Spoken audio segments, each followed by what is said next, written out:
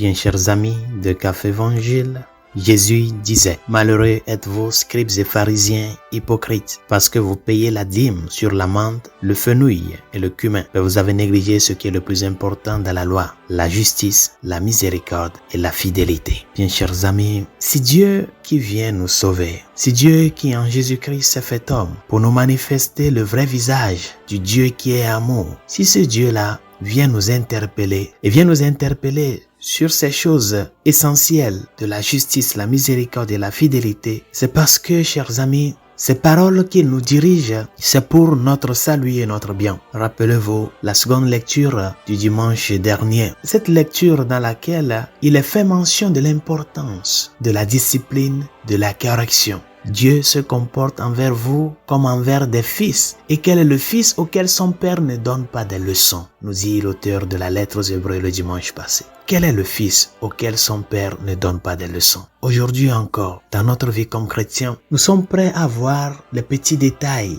sur les erreurs des autres. Et nous les accusons, nous les condamnons avec force. Mais au même moment, nous oublions ce qu'est le nôtre, la lutte que nous devons mener au jour le jour, travailler pour la justice. Quelle est la justice chrétienne? Donner à chacun ce dont il a besoin. Non pas ce dont il a droit, mais ce dont il a besoin. C'est ça la justice chrétienne. Qu'est-ce que cela signifie? Que chacun a besoin de quelque chose. Et par rapport à nos besoins, c'est à cela que nous devons répondre d'une façon juste. Celui qui est dans l'erreur, il faut le corriger. Celui qui a besoin d'un conseil, il faut lui donner avec charité. Celui qui a besoin d'un appui humain, spirituel, il faut le lui donner. Donner à chacun ce dont il a besoin pour sa croissance sur le chemin de la vérité et du bien. La miséricorde, qu'est-ce que cela signifie? Que ce Dieu-là qui a partagé la misère de notre cœur, en entrant dans notre histoire, dans ton histoire, en la faisant sienne, en souffrant bien qu'il n'a rien fait de mal. Ce Dieu qui a partagé ta misère jusqu'au tréfonds de son cœur. Ce sens-là de la miséricorde de Dieu doit se faire voir aussi dans ta vie. Est-ce que nous sommes disposés à partager la misère du cœur de ces personnes-là que nous rencontrons jour le jour? Elles sont pleines, les misères que tant de gens portent dans leur cœur. La misère de l'incompréhension, la misère des calomnies, la misère des condamnations injustes, la misère de l'avarice, elles sont pleines. Mais ces misères-là, est-ce que nous sommes prêts à la partager? C'est-à-dire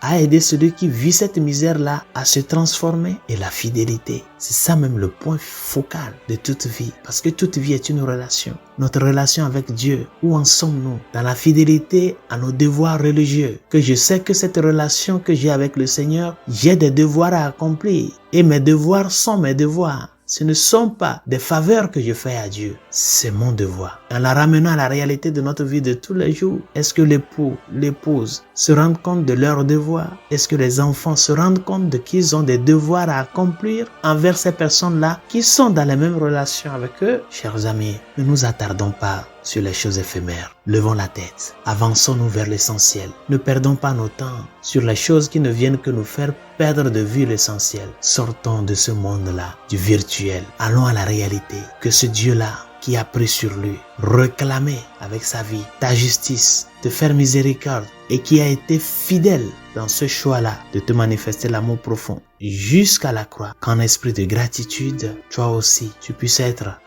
le levain de la société en travaillant pour que là où il y a injustice, justice soit faite. Là où il y a la recherche égoïste du bien personnel, que la miséricorde y règne. Et là où il y a l'infidélité, que la fidélité prenne place. Et tout ça là, non pas en pensant aux autres, mais en commençant par nous. À vous d'en être les témoins, nous a-t-il dit. Bonne journée, Dieu vous bénisse.